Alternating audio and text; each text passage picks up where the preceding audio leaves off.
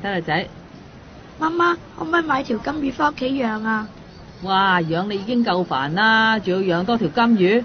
唔煩噶，唔煩噶，我會好好俾心機咁照顧佢噶，唔會煩到你噶。除非你英文測驗攞100分啦，咁我就買條金魚俾你啦。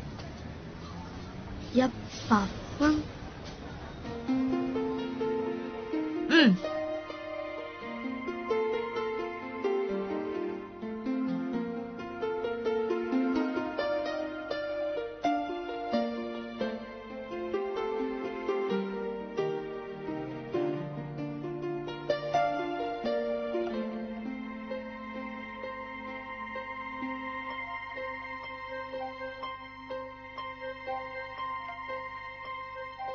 哇，好叻仔噃！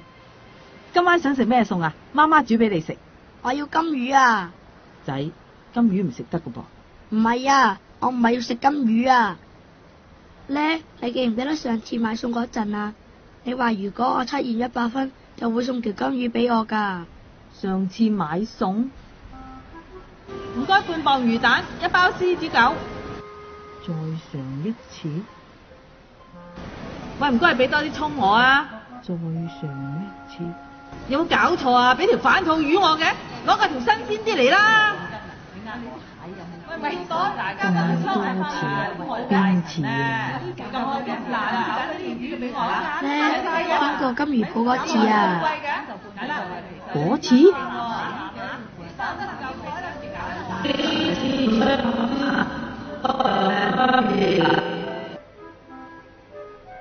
嗰次，除非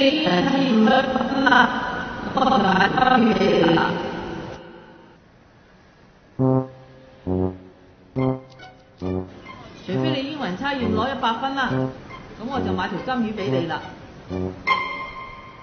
媽媽，你記唔記得啊？記得。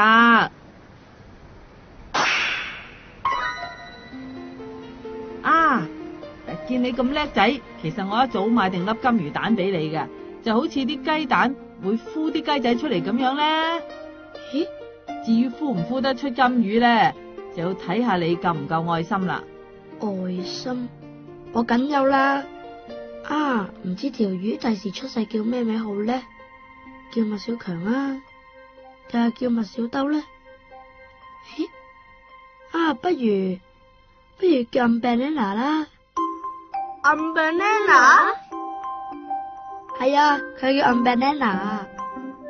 哇，好叻啊！麥兜，咁佢幾時至出世啊？快噶啦，媽媽話俾多啲愛心同關懷，條金魚就會快啲出世噶啦。